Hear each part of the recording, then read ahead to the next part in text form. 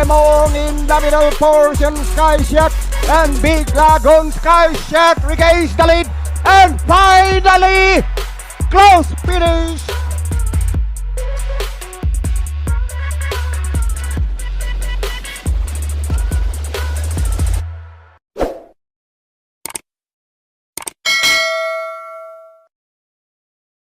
Good day bayang karerista, welcome back sa ating channel dito sa Karera sa Pinas. Muli tayong magbibigay ng ating mga kursunada, tips at analysis para naman sa magaganap na karera ngayong araw naman ng Biyernes, April 10, 2026. Dito pa din sa karera ng Philippine Jockey Club sa Padre Garcia, Batangas. Magsisimula ang mga karera ng alas 5:30 ng hapon. Meron tayong 8 karera na paglalabanan sa distansyang 1200 meters. Meron tayong isang set ng winner take all, 2 set ng pick 6, isang set ng pick 5, isang set ng pick 4 at syempre nandyan yung mga paborito nating exotics. Kumpara sa karera ngayong Miyerkules, sa unang tingin mas madali ang lineup natin ngayong araw ng Biyernes. May ilang karera ako na single lang napili ko sa mga gustong makatipid ng kapital, sana makatulong to. Pero sama nyo pa rin yung mga kursunada nyong dihado kasi may mga ilang karera naman na tingin ko pang all dahil sa mababang grupo at kadalasan sa ganung lineup yung mga bumubulaga Kaya lagi nyong isama yung mga sarili nyong kursunada, yung mga binabato naman natin sariling aral lang natin. Kaya sana makatulong, wag na natin patagalin pa, simulan na natin magbigay ng giya bayang karerista. Race number 1, start ng ating first set ng pick 6, isang 3-year-old and above maiden race group non-placers. Meron tayong 5 kalahok. Dito single na ako yung numero 2 na si Your Wishes, kagabay ni Pabs M. Cabalejo. Last February 14, dito rin sa PJC, nagtala ng 1 minute 28.6 sa 1400 meters kung saan pumang-apat siya kala War Emblem at Blue Note. May best time naman yan sa 1200 meters sa 1 minute 14.4. Ito, siya may best time dito. Siyang may pinakamagandang preba dito sa karerang to. Medyo malayo yung best time niya dito. Saka mas malalakas yung nalalabanan niya Tingin ko dito sa race 1, para sa akin medyo lamang. Single ko na yan, numero 2, Your Wishes. Good luck bayang karerista. Race number 2, start ng ating winner take all, races 2 to 8, isang 3-year-old and above maiden race group placers. Meron naman tayong 7 kalahok. Dito single ulit ako yung numero 6 na si Dame of Panya, kagabay ni Tanya Navarroza. Last March 28, dito rin sa PJC, nagnovato yan, nagtala ng 1 minute 12.6 sa 1200 meters. Ito yung novatoran nila nagbakbakan sila sa unahan nung Humble Kaloy, matulin yun so malamang ito matulin din, malamang nasa unahan to. Nung takbo nila na yun, isahan sila pero nanalo to, nakapigil pa, lumalayo Tingin ko mainam tong kabahay na to, kaya race 1 and race 2 sa mga gusto magtipid. Single na ako dyan parehas. Good luck bayang karerista. Race number 3, start ng ating second set ng pick 6, races 3 to 8, isang Pilracom rating based handicapping system class 5, 17 to 41 split. Meron tayong 6 na kalahok, dito magulo. Ang first choice ko dito, numero 5 si Ma'am Jen, kagabay ni JM Estorque. Last March 29, dito rin sa PJC, nagtala ng 1 minute 30.8 sa 1400 meters kung saan natarsera siya kala Peerless at Sky Magic. May best time yan na 1 minute 15 sa 1200 meters. Ito maganda na yung tinakbo nung nakaraan, natarsera to Dito parang marami akong nakikitang matulin. Baka ito ang makapanood ng bakbakan kung sakasakali binalik pa kay Tobruk. Tingin ko mas maganda ang itatakbo nito ngayon. Ang panigundo ko naman dito yung numero 2 na si Arigato, gagabay ni Boji Henson. Last March 25, dito rin sa PJC, nagtala ng 1 minute 15.8 sa 1200 meters kung saan pumanglima kila Equitem at Early Bird. Ito medyo malakas yung nalabanan nung nakaraan, saka mas maraming matulin sa kanya nun kaya di nakaporma. Dito tingin ko mas kaya niya yung ere, andyan yung Sky Magic, pero tingin ko kaya niya namang sabayan yan. Wag lang mapahirapan at wag lang indahin yung timbang, tingin ko malaki pa din ang panalo. Kaya yan ang panigundo ko, numero 2 Arigato. Pero magulong karera to, magdagdag kayo dito. Good luck bayang karerista. Race number 4, start ng ating pick 5, races 4 to 8, isang Pilracom rating based handicapping system class 5, 17 to 41 split. Meron tayong 7 kalahok. First choice ko dito yung numero 4 si I Love Mati, gagabay ni JB Guerra. Last March 29, dito rin sa PJC, nagtala ng 1 minute 29.4 sa 1400 meters kung saan pumang-apat siya kala Street Queen at Flare Bottom. May best time yan na 1 minute 15.2 sa 1200 meters. Marengo, Bright Mind, Twinkle Toes yan na nakikita nakikita ko matutulin. Tingin ko magbabakbakan sa unahan to, lalo na yung Bright Mind at Twinkle Toes. Tingin ko pabor to sa mga dermate. Ito yung Kursunada kong dihado. Kung ilalaban tong kabahay na to, tingin ko may kalalagyan sila dito. Baka ito pa mayamado dito paglabas to eh. Lagi lang din nabibitin to. Tingin ko ngayon pwede na tong manalo. Ang panigundo ko naman dito yung isa ring dermating numero 5, Early Bird. Kagabi naman ni JL Paano last March 25 dito rin sa PJC.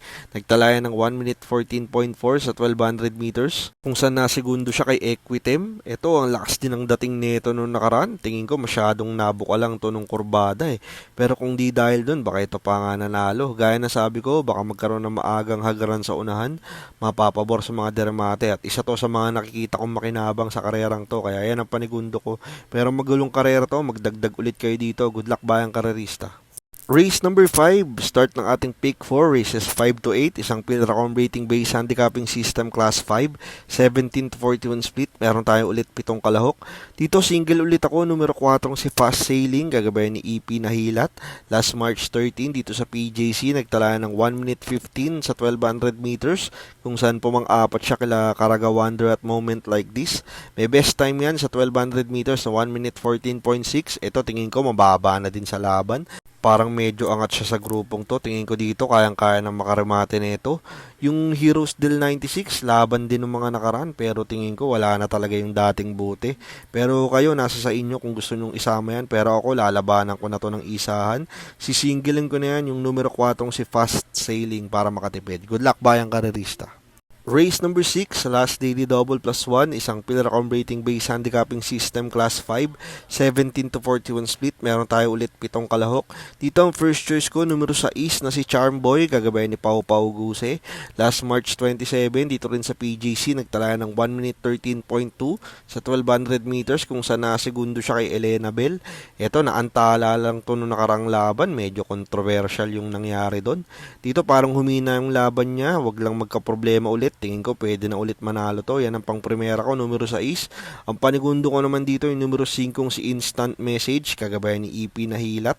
Last March 25 dito rin sa PJC, nagtalaya ng 1 minute 14.8 sa 1200 meters, kung saan pumang-anim siya kila Amans Aman at Queen Gabi. May best time naman niya na 1 minute 13.8 sa 1200 meters. Ito, di maganda yung salida nung nakaraan.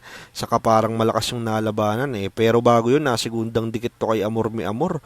Tingin ko ito ang pwedeng sumulat kay Charmboy. Kung maganda maging salida nito, tingin ko pwedeng makasilat to. Kaya yan ang panigundo ko, numero 5, Instant Message. Good luck bayang karerista. Race number 7, penultimate race, last daily double for the day. Isang Pilracom rating based handicapping system class 4, 42 to 56 split, meron tayong 6 na kalahok. Ang first choice ko dito yung numero 5 si Danny San, gagabayan ni Brix Fulgencio. Last March 25 dito rin sa PJC, nagtalaya ng 1 minute 14.6 sa 1200 meters, kung saan pumanglima siya kila Super Majority at Lucky Fortune. May best time yan sa 1200 meters na 1 minute 13.6. Ito parang bumaba na sa grupo. Matataas na grupo din yung nilalabanan nito eh. Kung ilalaban to ngayon, tingin ko pwede na ulit makaulit. Baka siya pa magdala ng unahan dito. Yan ang pang primera ko.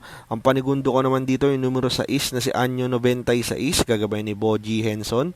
Last March 29 dito rin sa PJC, nagtalaya ng 1 minute 28 sa 1400 meters, kung saan na-tersera siya kila M Butterfly at Lady Secret. Ito naman parang nabigla kay M Butterfly nung nakaraan. Lakas ng ere na ginawa ni M Butterfly noon eh, impresibo. Di niya nasabayan. Dito parang mas malaki na ulit ang chance niya dito. Parang di kalakasan ng pacing. Tingin ko kung makasunod at maipwesto agad ni Boji, baka makatikim na ulit ng panalo to. Kaya yan ang panigundo ko. Pero magulong karera to. Magdagdag kayo dito bayang karerista. Good luck! Race number 8, last race for the day, isang Pilracom rating based handicapping system class 5, 17 to 41 split, meron tayong 8 kalahok. Ang first choice ko dito yung numero 8 si Central Bank, gagabay ni JM Estorque. Last March 27, dito rin sa PJC, nagtalaya ng 1 minute 15 sa 1200 meters, kung saan nasigundo siya kay Step Bell. Ito parang nagbatak lang to noong nakaraan. Considering na galing siya sa mahabang bakasyon, maganda agad ang tinakbo. Nakalayo lang si Step Bell dito magandang numero, nasa labas. Baka maipwesto at masunod na agad ni Toborok to, baka manalo na to ngayon. Ang panigundo ko naman dito yung numero 4 si Shang Shanghai Sheikh, kagabi ni Jeric Pastoral. Last March 27, dito rin sa PGC, nagtala ng 1 minute 15 din sa 1200 meters. Natersera naman siya dun sa karera nila Stepbell at Central Bank. Ito, ganun din, maganda din yung tinakbo kahit na bakasyon. Nung huling karera, dikit sila nagkatalo sa segundo ni Central Bank, pero parang di naman kasi ginagalawan ni Eminem Gonzalez nun. Sali-salida lang, ngayon binigay kay Pastoral, baka mas bigyan ng hustisya to. Baka ilabas na yung totoong buti. Kung may sisilat dun sa 8, tingin ko itong kakwadra niya na din na si Shanghai Sheikh. Pero magulo na karera din tong last race, paratingan, gaya ng lagi nating paalala, mas maganda magdagdag kayo dito. Sama nyo yung mga kursonada yung dihado kasi yan ang magbibigay sa inyo ng magandang dividendo. Good luck bayang karerista.